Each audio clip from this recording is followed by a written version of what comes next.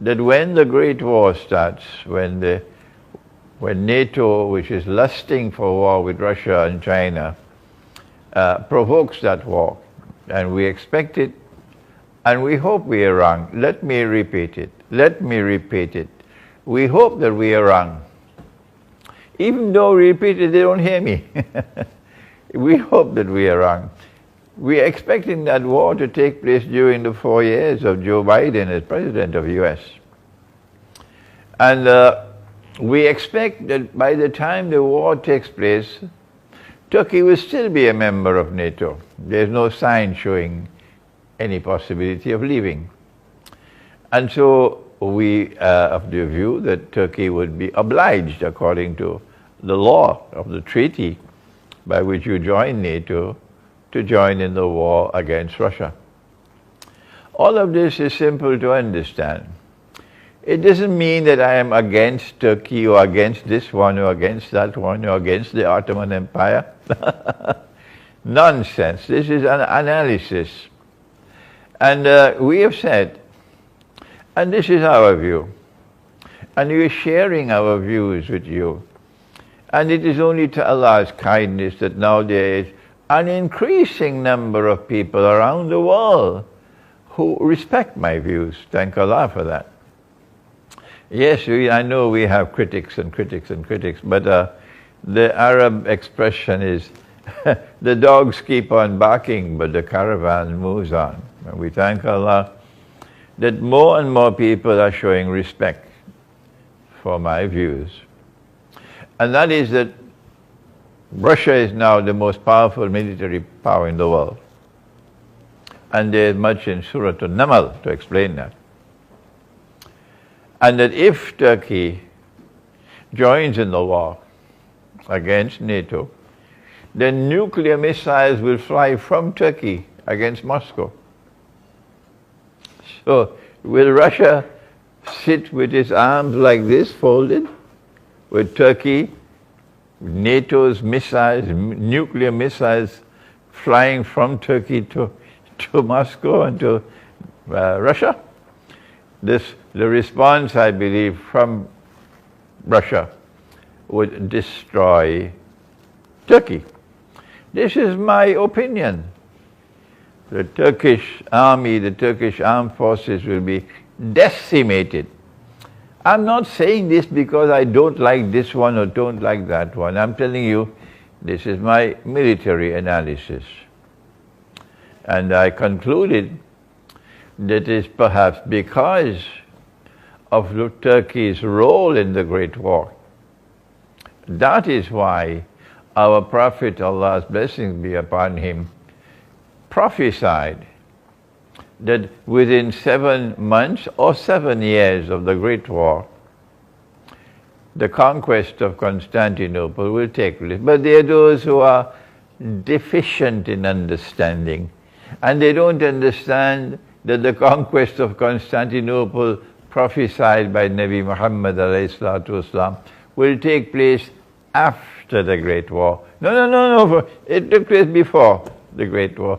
The world of Islam is fed up with these schoolboys, fed up with you and incapable of even understanding simple things. Our Prophet prophesied the conquest of Constantinople after the Great War, and the Great War has not taken place as yet. And that conquest of Constantinople will become possible because the Turkish armed forces will be decimated in the event that Turkey joins with NATO in war on Russia. If Turkey does not join in that war with Russia, it will imply that Turkey would have left NATO before the war. If that happens, we would be very pleased and happy that Turkey is now acting in a manner consistent with the truth and submitting to the Quran, but we've not seen any signs that the Turkish leadership is showing that respect for the Quran. And then we've continued to explain that in our view, and you're free to differ with us, the primary reason for the conquest of Constantinople is not military, is not the the freeing of the Bosphorus and the Straits of Dardanelles. This was a view I had 10 years ago when I gave my first lecture on this subject at the International Islamic University in Malaysia. Subsequently, I realized, no, this is one of the reasons that the Bosphorus and the Straits of Dardanelles would now be free from NATO, and that the Russian Navy will be able to pass through and enter into the Mediterranean, and that's bad news for Israel. But now I came to the conclusion that no, that's not the most important reason. Because Allah gives insight and He chooses when to give it. And we sit and we wait and we think and we think and we ponder and we analyze. And then the insight comes when it comes. That the primary reason for the conquest of Constantinople, whether they like it or they don't, whether they agree with it or they don't, is irrelevant. Because they would not have the power to prevent it. And that is that when we conquer Constantinople, we will return Hagia Sophia. When I arrived in Pakistan 6 weeks ago, I arrived to a country and a people who are all supporting the conversion of Hagia Sophia for the second time to a masjid. But in these 6 weeks that I have been here and explaining the subject from the Quran, I have not found even one Pakistani, not one, who has come before me to support it. Now they all agree, at least those who are meeting with me, they all agree that no, this is wrong. To convert Hagia Sophia to a masjid for the second time, shamefully, disgracefully, sinfully. So this is a good sign that Pakistan can be saved from this brainwashing. And when we return Hagia Sophia to the Orthodox Christian world, then, says the Quran, at that time you see the fulfillment of the prophecy in the Quran that you'll most certainly find those who will be closest in love and affection for you, to be a people who proclaim their identity that we are Christians.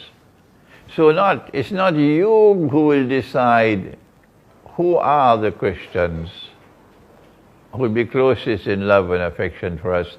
Thank you, we don't need your opinion. Thank you, keep your opinion to yourself, because this is the Quran. The Quran is not telling us that you will identify those Christians for us. So show respect for the Quran. The Quran is saying that they will themselves proclaim, we are Christians. And that's how we know them. They will proclaim, we are Christians. And we are the ones who are closest in a love and affection for you. And I am seeing the sign that it is indeed the Orthodox Christian world, and the return of Hagia Sophia to them, 600 years after it was taken from them, shamefully, disgracefully, sinfully, it's now returned to them. And they will be crying. There'll be tears flowing in the whole Orthodox Christian world. They will be crying and crying and crying when we return Hagia Sophia to them, even when they have not as yet received it. And they're listening to these words of mine in Greece, in Thessaloniki, and as they listen to this video, they will be crying. They'll be crying. So tell those who celebrate the conversion of that Christian cathedral to a masjid, tell them they got just a little time left to continue with their nonsense, and then we'll get rid of them. And when that Christian world draws closer to us with love and affection, we ended by saying that the alliance, the friendship and alliance between the Ummah, the community which follows Nabi Muhammad alayhi salatu wasalam, and the ummah or the community which follows Nabi Isa alayhi salam in the same deen of Islam, these two communities will come together in friendship and alliance. But when we come to Pakistan, we have a different story now. Because Pakistan is not a member of NATO. Well then, how does Pakistan prepare for the Great War? We don't know to what extent Pakistanis have studied the subject from the Quran. We don't know. And while there are so many who would listen to this video, and they already know the subject because of my book, which you see on the screen just now, the Quran, the Great War, and the West. You see it on the screen just now. This book was written perhaps 2-3 years ago. And we take the verses of the Quran which are directly connected with the Great War. The Pakistani Muslims would probably be aware, the Pakistani Christians already know, that a great war is coming prophesied by our Prophet, Allah's blessing be upon him. But he called it the Malhama. And they, the Christians and the Jews, they call it Armegadon. Pakistan would know that our Prophet has prophesied that this war would be unlike any other war there's ever been, and any other war that there will ever be. It will be a one-time event in history, similar to when Gog and Magog are released, and they spread out all over the world. That would be a one-time event in history. A people with irresistible power, and who use power to corrupt and to oppress. And they are released into the world, and they spread out all over the world, and they take control of power in the world. Gog and Magog. This is the Quran. And eventually they bring a people back to the town from which those people had been expelled for 2,000 years previously.